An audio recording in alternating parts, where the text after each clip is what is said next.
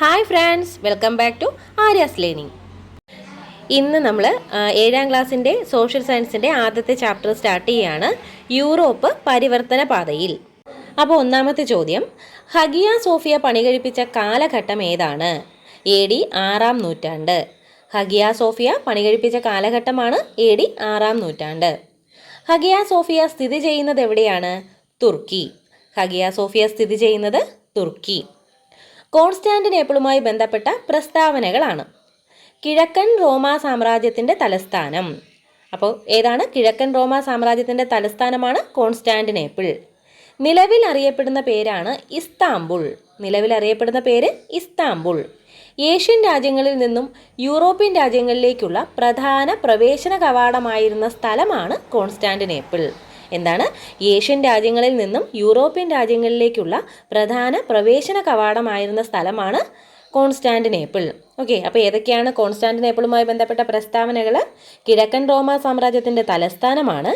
നിലവിൽ അറിയപ്പെടുന്ന പേര് ഇസ്താംബുൾ എന്നാണ്.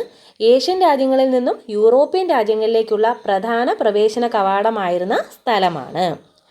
അടുത്ത ചോദ്യം, തുർക്കികൾ കോൺസ്റ്റാന്റിനോപ്പിൾ കീഴടക്കിയ വർഷം 1453. തുർക്കികൾ കോൺസ്റ്റാന്റിനോപ്പിൾ കീഴടക്കിയ വർഷമാണ് 1453. പുരാതന ഗ്രീക്ക് റോമൻ സംസ്കാരത്തിൻ്റെ പൈതൃകം പേറിയിരുന്ന രാജ്യമാണ് ഇറ്റലി. പുരാതന ഗ്രീക്ക് റോമൻ സംസ്കാരത്തിൻ്റെ പൈതൃകം പേറിയിരുന്ന രാജ്യമാണ് ഇറ്റലി. അടുത്ത ചോദ്യം, യുക്തിചിന്തയുടെയും അന്വേഷണത്വരയുടെയും വളർച്ചയിലൂടെ മനുഷ്യജീവിതത്തിൻ്റെ നാനാ മേഖലകളിലും ഉണ്ടായ പുത്തൻ ഉണർവ് അറിയപ്പെടുന്നതാണ് നവോത്ഥാനം. അപ്പോൾ എന്താണ് നവോത്ഥാനം? യുക്തിചിന്തയുടെയും അന്വേഷണത്വരയുടെയും വളർച്ചയിലൂടെ മനുഷ്യജീവിതത്തിൻ്റെ നാനാ മേഖലകളിലും ഉണ്ടായ പുത്തൻ ഉണർവ് അറിയപ്പെടുന്നതാണ് നവോത്ഥാനം. അടുത്ത ചോദ്യം, നവോത്ഥാന കാലത്തെ സാഹിത്യകാരന്മാരിൽ പ്രമുഖൻ, നവോത്ഥാനത്തിൻ്റെ പിതാവ് എന്നും അറിയപ്പെടുന്നത് ആരാണ്? അത് പെട്രാർക്ക്. എന്താണ്? നവോത്ഥാന കാലത്തെ സാഹിത്യകാരന്മാരിൽ പ്രമുഖനും നവോത്ഥാനത്തിൻ്റെ പിതാവെന്നും അറിയപ്പെടുന്ന ആൾ അതാരാണ്? പെട്രാർക്ക്. അടുത്ത ചോദ്യം, ആരുടെ ഏറ്റവും പ്രസിദ്ധമായ കൃതിയാണ് സീക്രട്ടം? അപ്പോൾ സീക്രട്ടം ആരുടെ കൃതിയാണ്? പെട്രാർക്ക്. അപ്പോൾ പെട്രാർക്ക് ആരെന്ന് പറഞ്ഞു?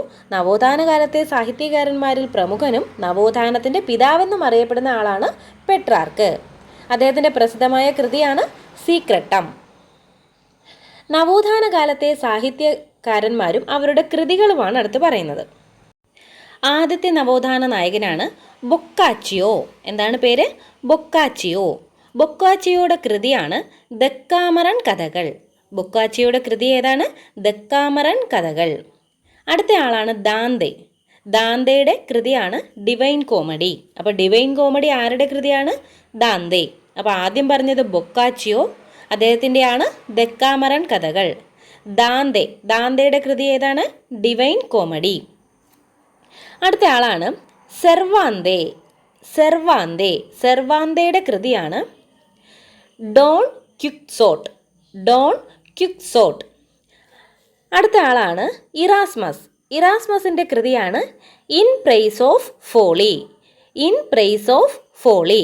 ഓക്കെ, അപ്പോൾ ആദ്യം പറഞ്ഞത് ബൊക്കാച്ചിയോയുടെ കൃതിയാണ് ദക്കാമറൻ കഥകൾ. ദാന്തയുടെ കൃതിയാണ് ഡിവൈൻ കോമഡി. സെർവാന്തയുടെ കൃതിയാണ് ഡോൺ ക്വിക്സോട്ട്. അവസാനം പറഞ്ഞത് ഇറാസ്മസിൻ്റെ കൃതിയാണ് ഇൻ പ്രൈസ് ഓഫ് ഫോളി. ഇനി നവോത്ഥാന കലകളിൽ ഏറ്റവും ശ്രദ്ധേയമായതായിരുന്നു ചിത്രകല. നവോത്ഥാന കലകളിൽ ഏറ്റവും ശ്രദ്ധേയമായതാണ് ചിത്രകല. നവോത്ഥാന കാലത്തെ പ്രശസ്തനായ ചിത്രകാരനായിരുന്നു ലിയനാർഡോ ഡാവിഞ്ചി. നവോത്ഥാന കാലത്തെ പ്രശസ്തനായ ചിത്രകാരനായിരുന്നു ലിയനാർഡോ ഡാവിഞ്ചി. മൊണാലിസ എന്ന ചിത്രം സൂക്ഷിച്ചിരിക്കുന്ന മ്യൂസിയം സ്ഥിതി ചെയ്യുന്നത് എവിടെയാണ്? പാരീസിലാണ്. മൊണാലിസ എന്ന ചിത്രം സൂക്ഷിച്ചിരിക്കുന്ന മ്യൂസിയം എവിടെയാണ്? പാരീസിലാണ്. അന്തിവിധി എന്ന ചിത്രം വരച്ചത് ആരാണ്? അത് മൈക്കൽ ആഞ്ചലോയാണ്. അന്തിവിധി എന്ന ചിത്രം വരച്ചത് ആരാണ്? മൈക്കൽ ആഞ്ചലോയാണ്. ഓക്കെ, അപ്പോൾ നവോത്ഥാന കലകളിൽ ഏറ്റവും ശ്രദ്ധേയമായതായിരുന്നു ചിത്രകല. നവോത്ഥാന കാലത്തെ പ്രശസ്തനായ ചിത്രകാരനായിരുന്നു ലിയനാർഡോ ഡാവിഞ്ചി. മൊണാലിസ ചിത്രം സൂക്ഷിച്ചിരിക്കുന്നത് എവിടെയാണ്? ആ സ്ഥലം എവിടെയാണ്? പാരീസിലാണ്. അന്ത്യവിധി എന്ന് പറയുന്ന ചിത്രം വരച്ചത് ആരാണ്? മൈക്കൽ ആഞ്ചലോയാണ്. ഓക്കെ, മൊണാലിസ എന്ന ചിത്രം ലിയനാർഡോ ഡാവിഞ്ചിയാണ് വരച്ചത്. മൊണാലിസ എന്ന ചിത്രം ലിയനാർഡോ ഡാവിഞ്ചിയാണ് വരച്ചത്. അപ്പോൾ അത് വരച്ച കാലഘട്ടമാണ് AD 1503 1505 ഇടയിൽ. അപ്പോൾ മൊണാലിസ എന്ന ചിത്രം വരച്ചത് ലിയനാർഡോ ഡാവിഞ്ചിയാണ്. ആ കാലഘട്ടമാണ് AD 1503 1505 ഇടയിൽ. അടുത്ത ചോദ്യം, ഏഥൻസിലെ വിദ്യാലയം എന്ന ചിത്രം വരച്ചതാരാണ്? ഏഥൻസിലെ വിദ്യാലയം എന്ന ചിത്രം വരച്ചത് ആരാണ്? റാഫേൽ. അടുത്ത ചോദ്യം, ഫ്ലോറൻസിലെ ബാപ്റ്റിസ്റ്റ് പള്ളിയുടെ വാതിലിൻ്റെ ശില്പി ആരാണ്? ഫ്ലോറൻസിലെ ബാപ്റ്റിസ്റ്റ് പള്ളിയുടെ വാതിലിൻ്റെ ശില്പിയാണ് Lorenzo Ghiberti. Lorenzo Ghiberti. Baptist പള്ളിയുടെ വാതിലിൻ്റെ ശില്പിയാണ് ലോറൻസോ ഗിബർട്ടി. അടുത്തത്, ഗാട്ടാമെലീത്തയുടെ ശില്പി ആരാണ്? ഗാട്ടാമെലീത്തയുടെ ശില്പി ആരാണ്? ഡൊണാറ്റെലോ. ഗാട്ടാമെലീത്തയുടെ ശില്പി ആരാണ്? ഡൊണാറ്റെലോ. ഓക്കെ, അപ്പോൾ ഫ്ലോറൻസിലെ ബാപ്റ്റിസ്റ്റ് പള്ളിയുടെ വാതിലിൻ്റെ ശില്പിയാണ് ലോറൻസോ ഗിബർട്ടിയും ഗാട്ടാമെലീത്തയുടെ ശില്പി ഡൊണാറ്റെലോയും ആണ്. ഓക്കെ, ഇനി ടെലിസ്കോപ്പ് വികസിപ്പിച്ച് അതിലൂടെ സൗരയൂഥ സിദ്ധാന്തം ശരിയാണെന്ന് തെളിയിച്ച ശാസ്ത്രജ്ഞൻ ആരാണ്? ടെലിസ്കോപ്പ് വികസിപ്പിച്ച് അതിലൂടെ സൗരയൂഥ സിദ്ധാന്തം ശരിയാണെന്ന് തെളിയിച്ച ശാസ്ത്രജ്ഞനാണ് ഗലീലിയോ ഗലീലി. സൗരയൂഥ സിദ്ധാന്തം ആവിഷ്കരിച്ച ശാസ്ത്രജ്ഞൻ ആരാണ്? അത് കോപ്പർനിക്കസ് ആണ്. സൗരയൂഥ സിദ്ധാന്തം ആവിഷ്കരിച്ച ശാസ്ത്രജ്ഞനാണ് കോപ്പർനിക്കസ്. 1439 അച്ചടി യന്ത്രം കണ്ടുപിടിച്ചത് ജോഹാൻ ഗുട്ടൻബർഗ് ആണ്. അപ്പോൾ അച്ചടി യന്ത്രം കണ്ടുപിടിച്ചത് ആരാണ്? ജോഹാൻ ഗുട്ടൻബർഗ് ആണ് 1439. ഭൂമിയാണ് പ്രപഞ്ചത്തിൻ്റെ കേന്ദ്രമെന്ന ധാരണ തെറ്റാണെന്ന് തെളിയിക്കപ്പെട്ട കാലഘട്ടം ഏതാണ്? അത് നവോത്ഥാന കാലഘട്ടമാണ്. ഓക്കെ, ഭൂമിയാണ് പ്രപഞ്ചത്തിൻ്റെ കേന്ദ്രമെന്ന ധാരണ തെറ്റാണെന്ന് തെളിയിക്കപ്പെട്ട കാലഘട്ടമാണ് നവോത്ഥാന കാലഘട്ടം. ഓക്കെ, അപ്പം നമ്മൾ പറഞ്ഞ 3 പോയിന്റ്സ്: ടെലിസ്കോപ്പ് വികസിപ്പിച്ച് അതിലൂടെ സൗരയൂഥ സിദ്ധാന്തം ശരിയാണെന്ന് തെളിയിച്ച ശാസ്ത്രജ്ഞനാണ് ഗലീലിയോ ഗലീലി. സൗരയൂഥ സിദ്ധാന്തം ആവിഷ്കരിച്ച ശാസ്ത്രജ്ഞനാണ് കോപ്പർനിക്കസ്. 1439 അച്ചടി യന്ത്രം കണ്ടുപിടിച്ചത് ജോഹാൻ ഗുട്ടൻബർഗ് ആണ്. ഓക്കെ, അടുത്ത ചോദ്യം, 16-ാം നൂറ്റാണ്ടിൽ യൂറോപ്പിലെ ക്രൈസ്തവ സഭയിലുണ്ടായ പരിഷ്കരണം അറിയപ്പെടുന്നതാണ് മതനവീകരണം. 16-ാം നൂറ്റാണ്ടിൽ യൂറോപ്പിലെ ക്രൈസ്തവ സഭയിലുണ്ടായ പരിഷ്കരണം അറിയപ്പെടുന്നതാണ് മതനവീകരണം. മനുഷ്യജീവിതത്തിന് പ്രാമുഖ്യം കൊടുത്തുകൊണ്ടുള്ള കാഴ്ചപ്പാട് അറിയപ്പെടുന്നതാണ് മാനവികത. ഓക്കെ, മനുഷ്യജീവിതത്തിന് പ്രാമുഖ്യം കൊടുത്തുകൊണ്ടുള്ള കാഴ്ചപ്പാടിന് അറിയപ്പെടുന്ന പേരാണ് മാനവികത. 16-ാം നൂറ്റാണ്ടിൽ യൂറോപ്പിലെ ക്രൈസ്തവ സഭയിലുണ്ടായ പരിഷ്കരണം അറിയപ്പെടുന്നതാണ് മതനവീകരണം. ഇനി ഫ്ലൈയിങ് ഷട്ടിൽ കണ്ടെത്തിയത് ആരാണ്?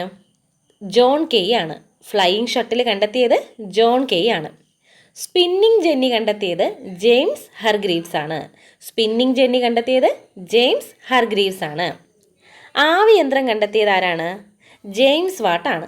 ആവി യന്ത്രം ജെയിംസ് വാട്ട്. ലോക്കോമോട്ടീവ് കണ്ടെത്തിയത് ജോർജ് സ്റ്റീവൻസൺ. ലോക്കോമോട്ടീവ് കണ്ടെത്തിയത് ജോർജ് സ്റ്റീവൻസൺ. അപ്പോൾ ഫ്ലൈയിങ് ഷട്ടിൽ കണ്ടെത്തിയത് ജോൺ കെയ്. അപ്പോൾ നമുക്ക് ഫ്ലൈയിങ് കെയ് അങ്ങനെ ഒന്ന് കണക്ട് ചെയ്താൽ അത് ഓർക്കാം. Flying shuttle John key.